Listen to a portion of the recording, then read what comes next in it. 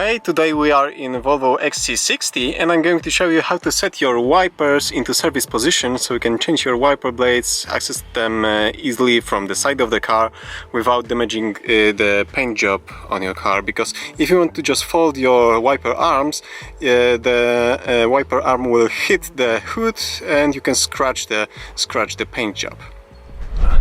Put the remote inside, turn the ignition on. Then turn off the ignition and immediately press the wiper stalk upwards and you have your wiper blades in the service position. And then when you are done, just turn the ignition back on and wipers go automatically to the parked position. Not in all Volvo you can use this trick. For example, here I have Volvo V50 and this is not working over here, so check it in your car and leave in the comments section below if it works in your Volvo. Thank you for watching, give me a thumbs up if this video helped you and see you soon.